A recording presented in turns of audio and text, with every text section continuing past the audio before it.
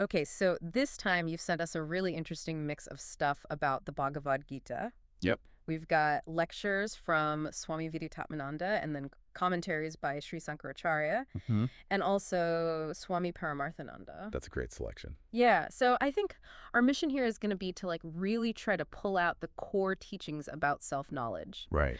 And I think a really interesting theme that's emerging for me is this whole idea of action and inaction. Absolutely. Yeah. That's a big one, and it can get pretty confusing, Yeah, even for people who you'd think would have it all figured out. Exactly. So we'll definitely have to unpack that carefully for everyone. Definitely. Okay, so starting with Swami Vidyatmananda's lectures. Yeah, what struck me right away Yeah. is how he starts off talking about unhappiness. Yeah. Like, just that basic human experience of, not feeling great. Right, right. And he suggests that a lot of it comes from being so self-centered, and that if we could shift to being more other-centered, Yeah. it might actually be a path to feeling better. It's interesting, right? Because you think about like, well, if I'm unhappy, shouldn't I focus on myself, to make myself happy? It seems counterintuitive. Totally. And actually, he talks about this in one of his early classes. Oh, does he? Yeah, where he's like, making other people happy can actually be the best way Wow. to become happy yourself. I like that. It's like a little paradoxical, right? It is. But he explains that it's all about this like fundamental idea of reciprocity. Oh, interesting. Like what you put out into the world kind of comes back to you. Okay. Yeah. And so when you're focused on making others happy, Uh-huh. it creates this sense of like harmony and connection, Mm-hmm. which ultimately leads to your own well-being. And that actually ties into this idea of karma yoga, right? Yes. The path of selfless action. So I think what we can take away from this for you, the listener, Yeah. is that, maybe the unhappiness you're feeling isn't so much about what's happening around you, as it is about how you're choosing to look at things. Right, like your perspective. Exactly. And so maybe directing your energy towards the well-being of others isn't just some like nice thing to do, but it could actually be a really powerful way to find your own inner peace. That's a great point. Because it taps into that fundamental human need for connection and, feeling like you're making a difference. I love that. Yeah, that's a good starting point. Yeah, so we're starting with this idea of, aligning our actions with a bigger sense of harmony. Exactly. But as we go deeper into the Gita, we find out that even basic ideas like action and inaction are actually really complex. Oh, yeah. Swami Vidyatmananda even says that, like, even wise people can get confused about what action really is in like a deeper sense. It's so true. And I think that's actually what makes this stuff so fascinating. Yeah, totally. Like you think you know what it means to act or not act, but then the Gita comes along and like totally unravels those assumptions. Right, exactly. So I think a good place to start might be with that illusion of action. And you know how we tend to identify with things that we're not. Oh, absolutely. Yeah. And Swami Vidyatmananda has this amazing analogy Oh, yeah.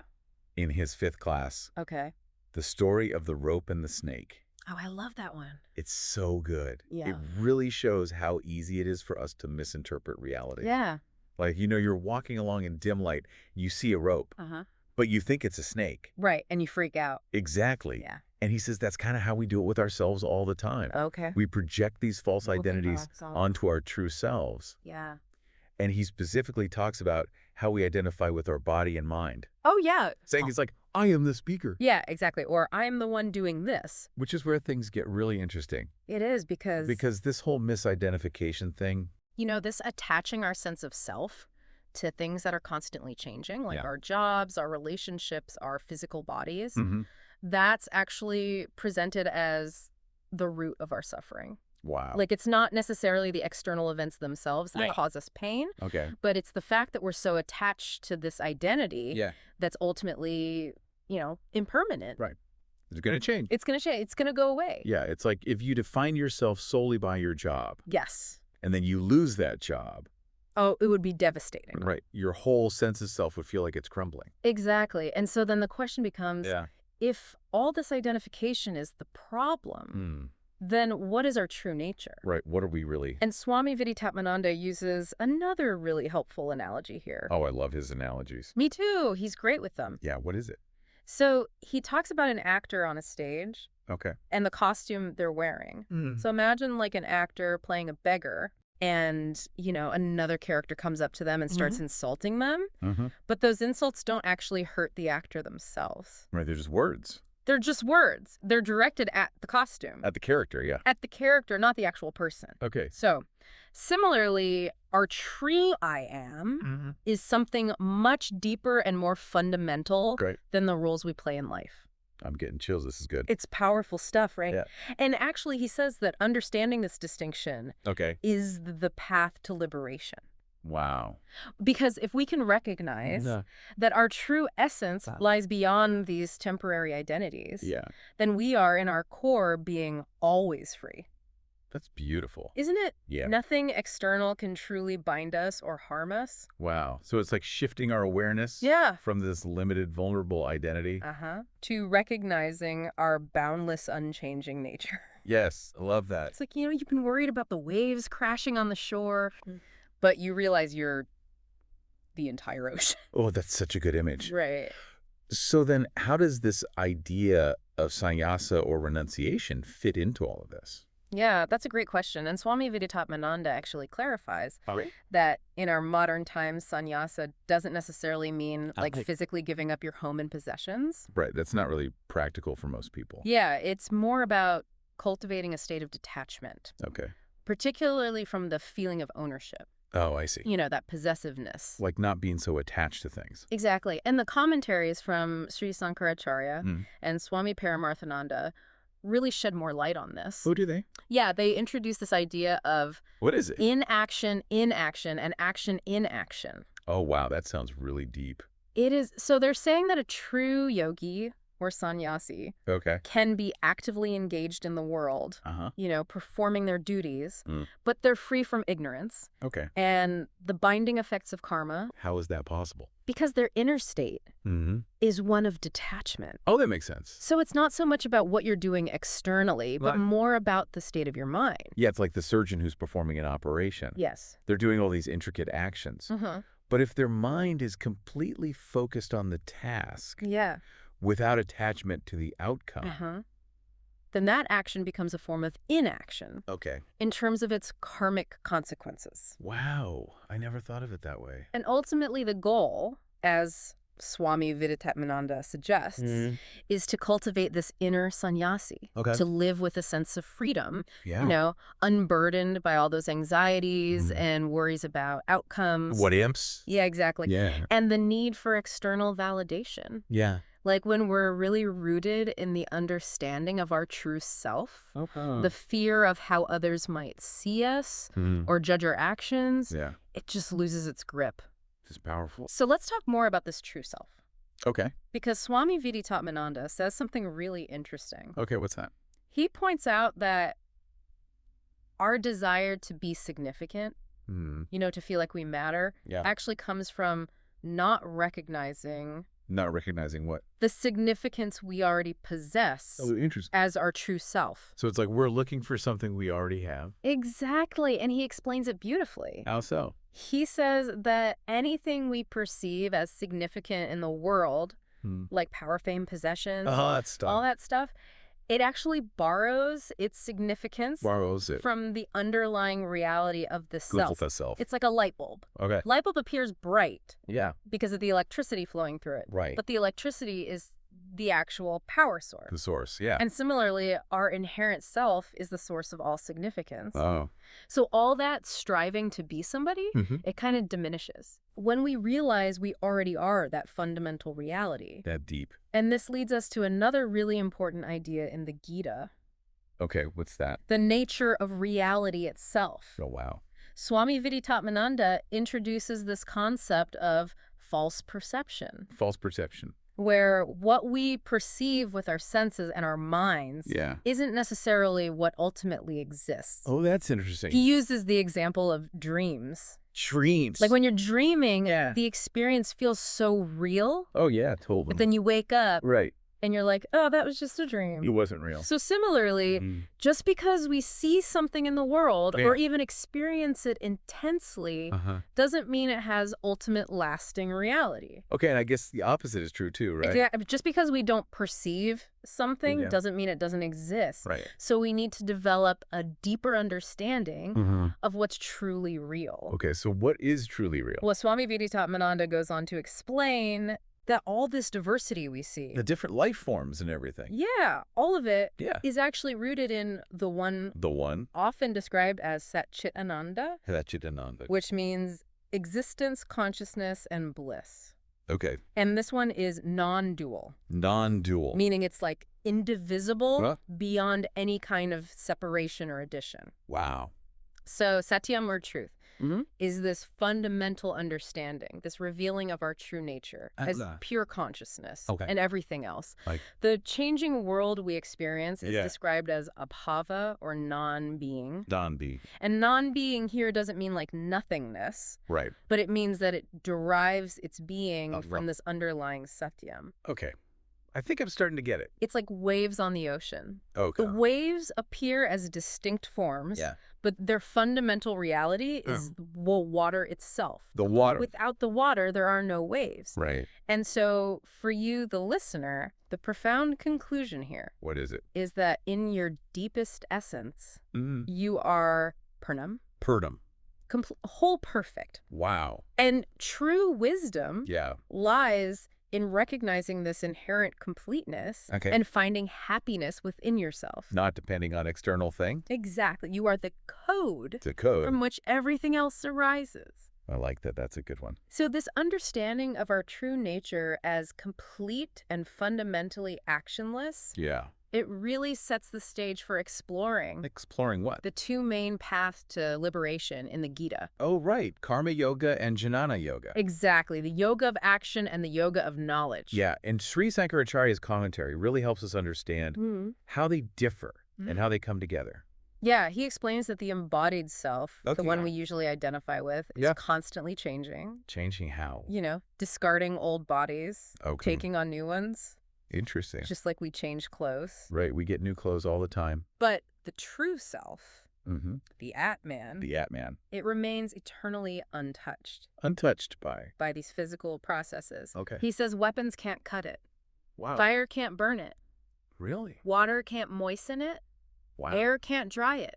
So it's immutable. It's immutable. It's eternal. Eternal birth and death. Okay. And what about the three gunas? Yeah. So the Vedas talk about the three gunas. Right. Sattva, rajas, and tamas. Exactly. And these represent the fundamental qualities that make up the material world and influence our minds. Our minds. But the advice is to gradually free ourselves. Free ourselves from being dominated by these qualities. And from the pairs of duality they create. Like what kind of duality? Like heat and cold. Happiness and sorrow. Right. Those opposites. Exactly. And the path involves cultivating a state of balance and clarity. Balance and clarity. And sattva. Okay. So individuals who have achieved self-control, they perceive the world without attachment or repulsion. Wow. Leading to inner serenity. That sounds peaceful. And then Swami Paramarthananda comes in. Yeah. And clarifies the purpose of the Gita. Okay, what does he say? He says it's for students at all different levels of spiritual understanding.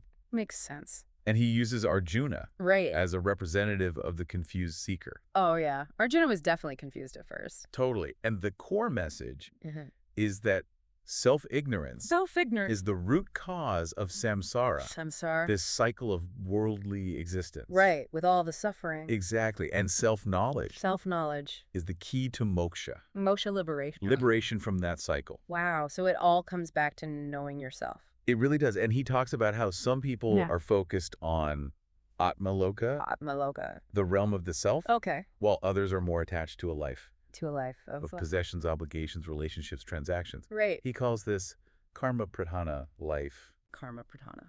And he suggests that those on the path of self-knowledge naturally move towards a jnana pradhana life. Jnana pradhana. Focused on wisdom. And reducing their identification. With all those external things. With all those external entanglements. Yeah, I can see that. And what's really interesting is he says that for a Jnani, someone who's achieved self-knowledge and is already liberated, karma doesn't have the same power. Oh, really? Yeah. He says their actions can be seen as karma abhasa. Karma abhasa. Like just an appearance of action. An appearance. Without creating new karmic consequences. Okay. It's like a shadow. Oh, like a shadow. It seems to move with the object. Right. But doesn't have any real substance. It's not actually doing anything. Exactly. And he also echoes that idea we talked about earlier. Which one? That the world doesn't have an independent existence. Oh, right. But a borrowed existence. Right. Like the isness we perceive in cause and effect. Oh, and he clarifies that this fundamental isness is satyam. Satyam. The ultimate reality, or Brahma. Okay. While the forms we experience are mithya. Mithya. Illusory. Okay. So the body, the world Maya, they all fall within the realm of cause and effect. Okay. The anatma, or not self. Not self. Whereas Atma, the true self, transcends all of that. It's beyond cause and effect. It's beyond cause and effect. Wow. And then there's this distinction between the knower of Atma and Atma itself. Yes, it's a subtle point explored in this Vedantic text. What's it called? Dragdristya Viveka. Dragdristya Viveka. But basically, the Jnani, through direct experience, claims Atma as their own self. Okay. And therefore realizes themselves as a karta. A non-doer. Untouched by the actions of the body and mind. So it all comes back to that actor in costume analogy. Exactly. Wow. And what about Atma itself? Can we perceive it? Swami Paramarthananda actually says that Atma is beyond the reach of our senses. Beyond our senses. So we can't grasp it with our ordinary perception. Okay. And how does this relate to Jnana Yoga and Karma Yoga? Well, he explains that those are distinct paths. Okay. Tailored to different types of seekers. Right. He considers Jnana Yoga to be the primary teaching of the Gita. For liberation. For liberation, Well, Karma Yoga is a preparatory stage. Preparing for... Aimed at Chittasuddhi. Purification of the mind. And reducing ego and attachment. Okay, so it's like Karma Yoga sets the stage. Exactly. For Jnana Yoga. And Sri Sankaracharya actually supports this. Oh, really? He says that Jnana Yachna, which is the sacrifice of acquiring knowledge, is superior to material sacrifices. And that liberation, Brahma Nirvana, is attained by the one who finds happiness within. Whose pleasure resides within. Okay. And who is illuminated by the inner light. Of self-knowledge. Wow. He also points out that foolish people don't recognize the supreme nature of the Lord. When he manifests in human form. Oh, that's interesting. But it's cool because the Gita mentions all these different ways of worshiping the divine. Like what? Including through this knowledge of oneness. Nanayajna. Okay. And Swami Paramarthananda explains that Maya, or Prakriti, is the power of the Lord through which the universe is manifested.